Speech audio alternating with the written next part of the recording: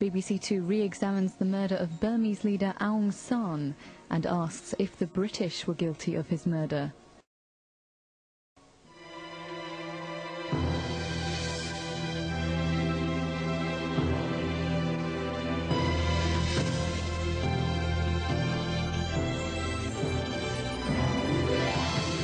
"50 years ago, this man was leading Burma towards independence from Britain. He died in a hail of assassins' bullets. This Burmese politician was hanged for the crime. But did he and his gunmen really act alone, or were shadowy elements of the British establishment behind the plot?"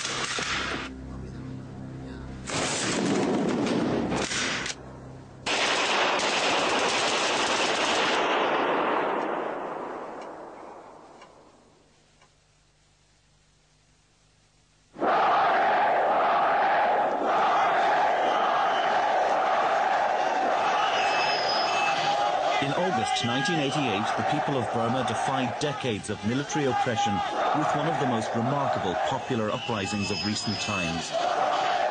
The demonstrators carried pictures of this man. General Aung San, the country's greatest hero, led Burma to independence from Britain and founded the army that rules today. The demonstrators believed if they carried pictures of Aung San, no soldier would harm them, but they were wrong.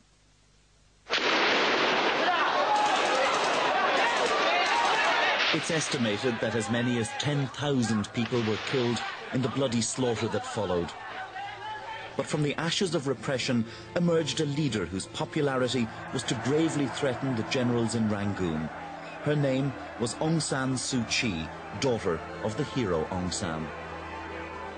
The reason why I got involved in the movement for democracy for Burma was because so many people here were looking back to my father as the only hope for them, so I felt I had a duty to help. Amid a roundup of activists in 1989, Suu Kyi was placed under house arrest. Nevertheless, the pressure for elections was unstoppable. And the following year, her party, the National League for Democracy, won an overwhelming victory at the polls. But the generals refused to hand over power and kept Suu Kyi imprisoned. In 1991, she won the Nobel Prize for Peace. The regime finally released her 2 years ago, but hopes of a swift end to military rule were to prove short-lived. Now the situation is as desperate as ever. Suu Kyi, though free, remains under constant harassment by the authorities. In 1997, the people of Burma live in the shadow of fear. And it's been like this for 50 years, ever since Burma won independence from Britain. But it didn't always look that way.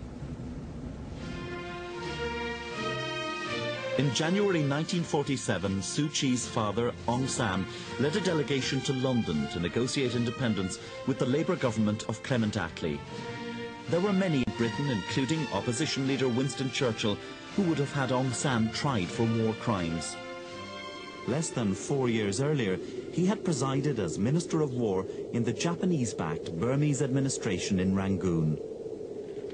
During the fighting, his soldiers had killed thousands of ethnic minority Karens who had remained loyal to the British. In 1947, however, the Labour government was keen to do business with Aung San, and with him at the helm, the future of Burma looked promising. But 6 months after this film was taken, disaster struck.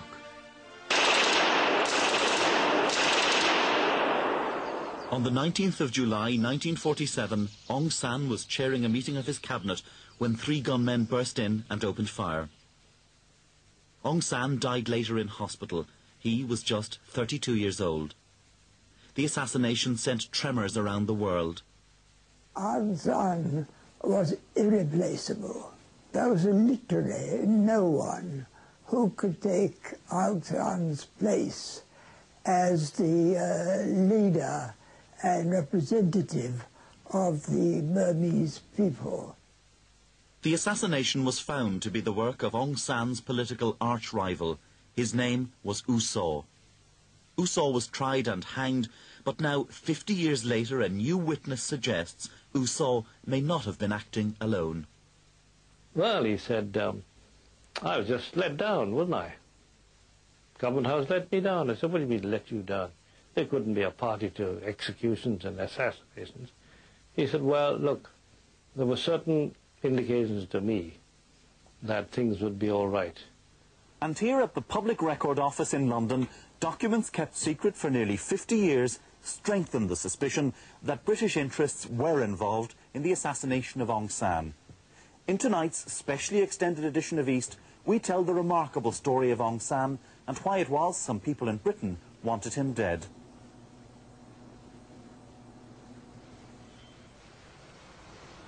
To make this film, we travelled to Rangoon. We had to go undercover because in Burma, perhaps more than anywhere else in the world, the past is the present. The ruling junta did not cooperate with our film about the founder of their national army. Many of Aung San's friends and colleagues who spoke to us were running considerable risks, even though they were talking of events 50 years ago and more. If only he was not assassinated, Burma will not get into such trouble, I think. For decades after Aung San's death, 10:37 on the morning of the 19th of July was the moment when all Burma stopped, remembered the country's greatest hero, and wept. I felt my heart sank. Everybody in Rangoon, when we heard that, we just couldn't speak to one another. When they have carried out Aung San's corpse with stretchers, I passed just inside the secretary compound, and one secretary of the government ministry, Uchanda, made a remark.